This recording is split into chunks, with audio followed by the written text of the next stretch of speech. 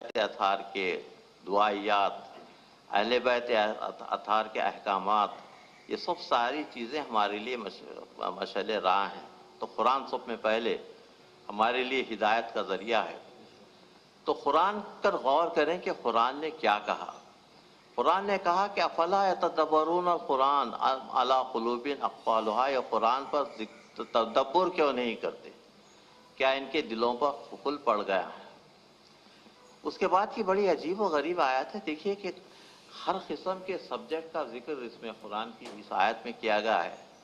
افلا ینظرون الی الابل، تم اونٹ پر غور نہیں کرتے کہ کیف خلقت، کس طریقے سے ہم نے اونٹ کو پیدا کیا ہے۔ وَإِلَى السَّمَاءِ كَيْفَ رُفِعَتْ، اور آسمانوں پر غور کیوں نہیں کرتے کہ کس طریقے سے ہم نے آسمانوں کو اوپر اٹھایا ہے۔ وَعَلَى الْجِبَالِ كَيْفَ نُصِبَتْ، اور پہاڑوں کو ہم نے کیسا نصب کیا ہے۔ وَعَلَى الْأَرْضِ كَيْفَ فُرِشَتْ، اور زمین کو کس طریقے سے ہم نے زمین کو پھیلایا ہے۔ تو اب اس میں دیکھیے، اس میں پہلے بایولوجی کا ذکر ہے کہ اونٹ پر غور کرو، کاسمولوجی کا ذکر ہے کہ آپ آسمانوں پر غور کرو کہ کس طریقے سے ہم نے آسمان کو اوپر اٹھایا ہے۔ جیولوجی کا ذکر کیا گیا ہے کہ کس طریقے سے ہم نے پہاڑوں کو نصب کیا ہے، اور ارتھ سائنسز کے متعلق ہے کس طریقے سے ہم نے زمین کو پھیلایا ہے۔ یہ ساری چیزوں کا ذکر قرآن میں ہے کہ کس طریقے سے ہم نے سب چیزوں کو کیا ہے، تم اس پر غور کرو اور سمجھنے کی کوشش کرو۔ اس کا اللہ فرماتا ہے سَنُرِيهِمْ آيَاتِنَا فِي الْآفَاقِ وَفِي أَنفُسِهِمْ حَتَّى يَتَبَيَّنَ لَهُمْ أَنَّهُ الْحَقُّ، ہم نے اپنی نشانیاں آفاق میں، کاسماس میں، اور خود تمہارے نفوس میں پیدا کر دی۔ یہ تو اللہ کی نشانیاں آفاق میں ہیں اور ہمارے خود کے نفوس میں ہے، تاکہ تم کو معلوم ہو کہ حق کیا ہے۔ اور حق کی تک کو دور تک اگر ہم لے جائیں، علی مع الحق والحق مع العلی،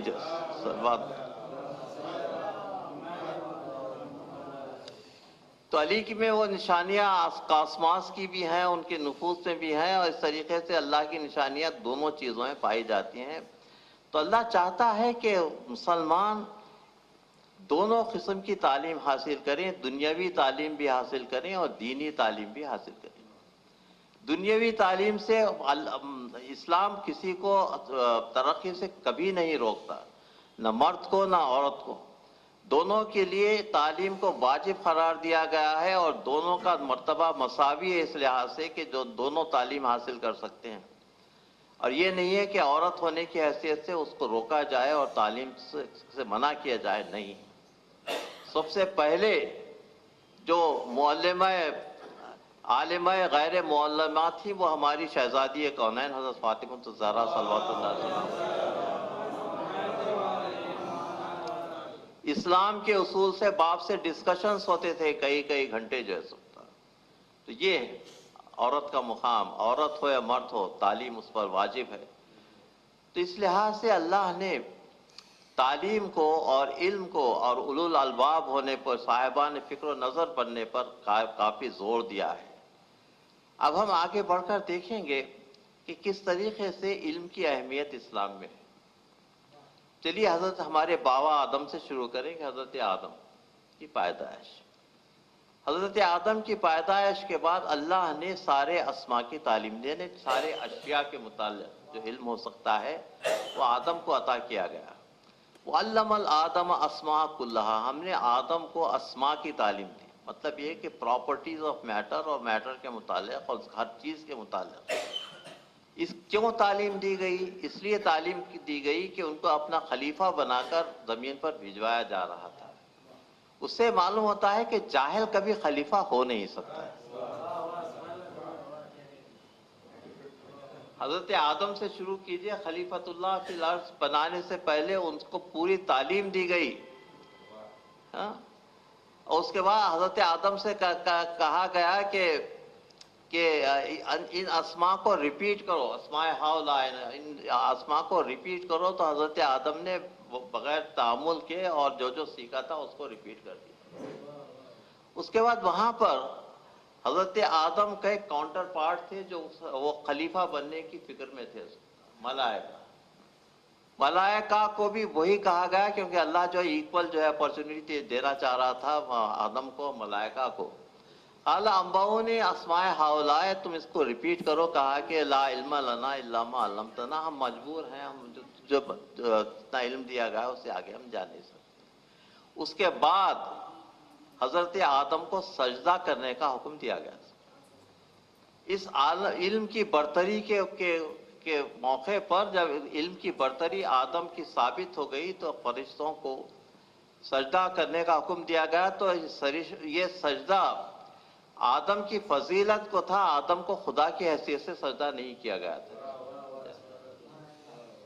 یہ آدم کی فضیلت تھی۔ تو فضیلت کے لیے کسی کے آگے جھکنا یہ سجدہ کرنا نہیں ہے، بلکہ اس کی فضیلت کو تسلیم کرنا ہے۔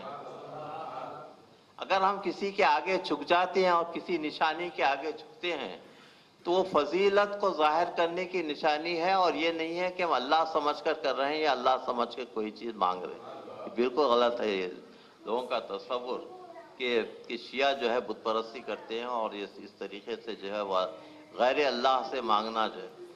اللہ نے جب خود غیر اللہ سے مدد مانگی ہے تو انسانوں کا کیا گناہ ہے؟ سورہ حجرات کی آیت پڑھ کے دیکھیے کہ اللہ وہ آیت میں ہے کہ اللہ معلوم کرنا چاہتا ہے کہ اللہ کی کون مدد کرتا ہے اور رسول کی کون مدد کرتا ہے۔ تو وہ ذوالفقار کے نازل ہونے کی جو آیت ہے کہ اللہ کی کون مدد کرتا ہے اور رسول کی، تو اللہ چاہتا ہے کہ اللہ کی مدد کرے، اس ذوالفقار سے جو لڑتا ہے وہ اللہ کی مدد کرتا ہے۔ اس طریقے سے تو اللہ کی مدد کی جا سکتی ہے اور رسول کی مدد کی جا سکتی ہے، صلوات بر محمد و آل محمد۔ اب چلیے علم کا سلسلہ آگے بڑھائیں۔ یہ تو حضرت آدم کا قصہ تھا۔ اس کے بعد وَآتَيْنَا إِبْرَاهِيمَ وَدَاؤُدَ عِلْمًا، ہم نے ابراہیم اور داؤد کو علم دیا۔ اس کے بعد حضرت ابراہیم کا جب قصہ آتا ہے سورہ ابراہیم میں ہے کہ حضرت ابراہیم نے کہا انی جاعلک علم ما لم یاتک فاتبعنی اہدک الصراط المستقیم۔ اپنے والد سے کہتے ہیں کہ مجھے وہ علم دیا گیا ہے جو تم کو نہیں دیا گیا، اس لیے میری اتباع کرو تاکہ تم کو صراط مستقیم کی ہدایت کر سکو۔ تو مطلب یہ ہے کہ علم جو ہے بزرگی کا معیار جو ہے علم ہے۔ یہاں پر بیٹا کہہ رہا ہے باپ سے کہ میری اطاعت کرو علم کی حیثیت سے، اور تاکہ میں تم کو صراط مستقیم کی ہدایت کروں۔ تو یہ کہنا کہ سینئرٹی کے لحاظ سے لوگ بہت سینئر تھے اور حضرت علی بہت جونیئر تھے اور بچے تھے، بالکل غلط ہے۔ امام کا علم جو ہے بچپن میں وہی رہتا ہے، پیدائش کے وقت سے لے کر آخر وقت تک وہی رہتا ہے، کیونکہ یہ علم اللہ کا دیا ہوا علم ہے، صلوات بر محمد و آل محمد۔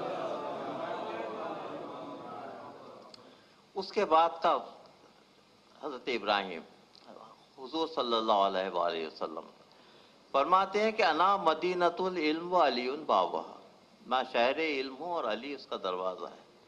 ومن یاتک بالعلم فلیاتک بالبابہا، جس کو علم کی ضرورت ہے وہ دروازے سے حاصل کرے۔ تو علم کو حاصل کرنے کا ذریعہ دروازے سے علم حاصل ہوتا ہے، شہر کے اندر جانے سے نہیں۔ جب تک کہ آپ دروازے سے داخل نہ ہو، اگر کوئی دیوار پھاند کر داخل ہوتا ہے تو وہ چور کہلایا جاتا ہے، وہ سب صحیح طریقہ یہ ہے کہ دروازے سے علم حاصل کریں۔ تو حضرت علی کے مطالعہ ہے کہ وہ دروازے سے تم علم حاصل کرو۔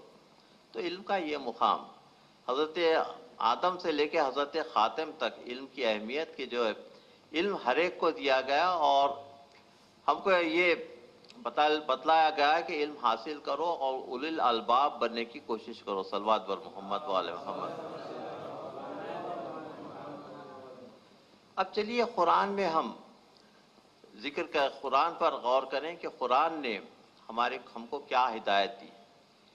ہماری ہدایت قرآن شریف ہے جو اللہ کی کتاب ہے، جس کا دعویٰ یہ ہے کہ لا ردب ولا یابس الا فی کتاب مبین۔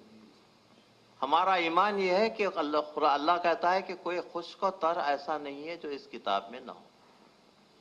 میرا کل کم علمی کے باوجود میں نے آج تک نہیں دیکھا کہ قرآن کے کسی آیت کو سائنس کے